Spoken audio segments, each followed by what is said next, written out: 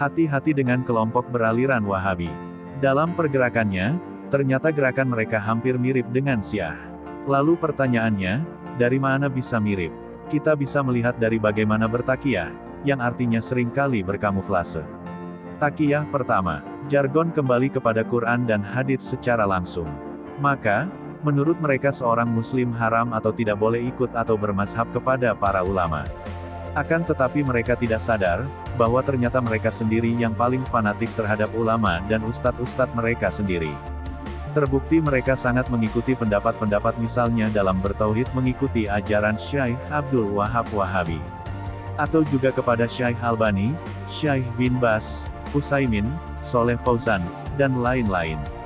Apakah ini bukan bermazhab? Ternyata jargonnya bohong. Yang kedua, mereka mengatakan jangan bermazhab. Ternyata banyak pondok-pondok pesantren yang mereka rintis menggunakan nama imam mazhab terutama Imam Syafi'i, yang ternyata bukan bermazhab Syafi'i, justru malah bermazhab Wahabi.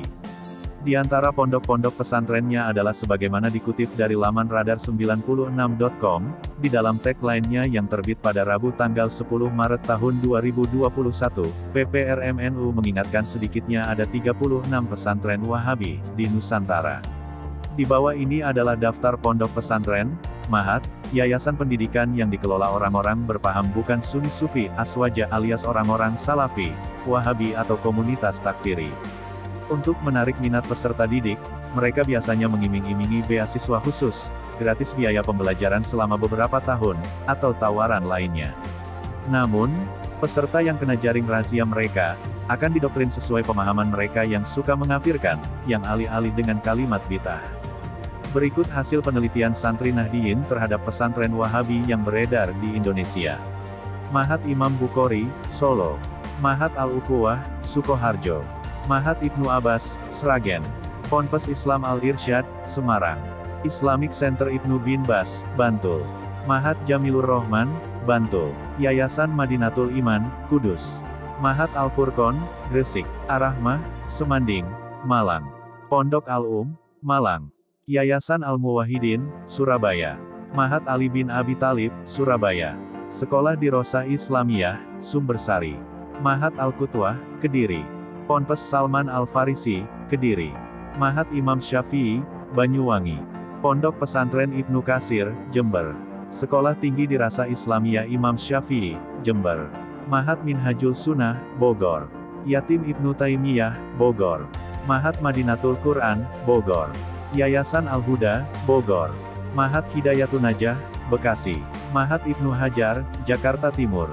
Ma'had Ummahatul Mukminin, Jakarta Pusat. Ma'had Riyadus Sholihin, Pandeglang. Ma'had Al-Macuk, Sukabumi. Ma'had Rahmatika Al-Atsari, Subang. Ma'had As-Sunnah, Cirebon. Ponpes An-Najiyah, Bandung. Ma'had As-Sunnah, Tasikmalaya. Ma'had Ali Imam Syafi'i, Cilacap. Ma'had Abu Hurairah, Mataram. Ma'had Al-Furqon, Pekanbaru. Ma'had Ibnu Qayyim Al-Jauziyah, Balikpapan. Pondok Pesantren Imam Syafi'i, Aceh. Ponpes An-Naba, Warung Kondang Cianjur. Jika Anda tidak percaya, silakan cek langsung, apa kurikulum yang diajarkan. Akidahnya ikut imam siapa? Fikihnya bermazhab apa? Apakah mereka setuju dengan konsep tasawufnya Imam Ghazali atau Imam Junaidi? Apakah pesantren mereka mempraktekkan ziarah ke makam aulia, terutama tiap Jumat sebagaimana pesantren Aswaja lainnya? Apakah mereka juga mempercayai karomah wali Allah yang telah wafat? Ataukah pesantren mereka suka memperingati Maulid Nabi Muhammad SAW tiap tahun? Masihkah ustadz mereka bertawasul sebelum berdoa? Jika tidak, dapat dipastikan mereka adalah kelompok Wahabi, Salafi takfiri, yang suka mensyirikkan dan bahkan mengkafirkan, amalia Ahlussunnah wal Jamaah, Nahdlatul Ulama. Jangan tergiur dengan metode atau sistem pendidikan dan tawaran beasiswanya sebelum Anda cek manhaj taklimnya sesuai Aswaja atau tidak.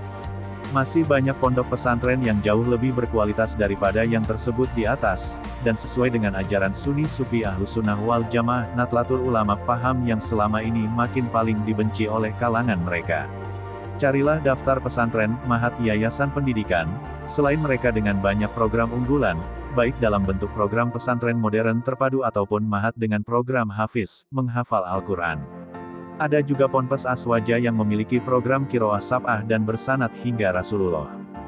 Banyak pula pesantren yang mengajarkan tahasus salafiyah, murni mengkaji kitab kuning, hingga ke jenjang mahat alis setara S1 yang sudah diakui oleh Menteri Agama. Silahkan konsultasi ke tim Ayo Mondok milik RMI PBNU jika Anda kebingungan mencarikan pesantren ke anak-anak Anda. Semoga Allah selalu melindungi Anda dan keluarga. Coba kita renungkan, apa sebenarnya maksud takiyah mereka ini? Mereka menamai pesantrennya dengan nama Imam Syafi'i, karena ingin mengelabui orang Indonesia yang mayoritas bermazhab Syafi'i. Jika memang Wahabi itu baik tentu mereka akan terang-terangan mengakui dan menamai pondoknya dengan nama Wahabi. Inilah siasat dari kelompok Wahabi untuk memporak-porandakan persatuan di Indonesia dan penghamusan mazhab Syafi'i. Renungkanlah.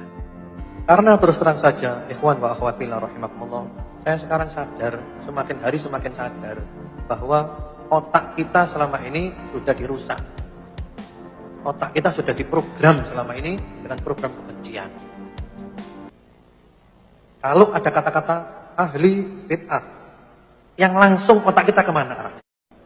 Tidak, bukan maksudnya kelompok mana. Kalau ada kata-kata ahli bid'ah, yang ada di benak kita itu kelompok mana yang hadir, yang langsung, yang refleks mana? NU, ahli bid'ah, langsung NU habaib.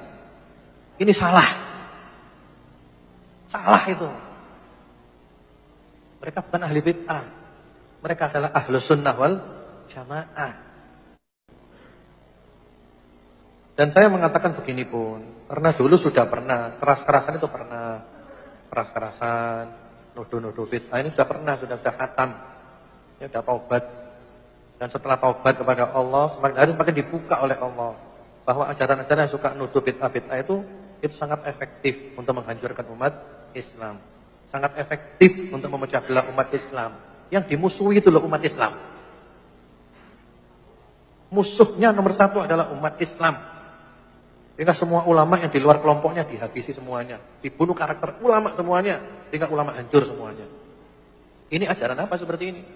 Islam bisa rusak kalau kayak gini. Setiap ulama dihancurkan karakternya. Sehingga kita nggak ngambil ilmu dari dia. Oh ini sesat, ini sesat, ini sesat. Semuanya sesat yang di luar kelompoknya dia. Repot kalau gini kan. Jadi mari kita bersikap dewasa. Beda pendapat boleh. Beda pendapat itu indah.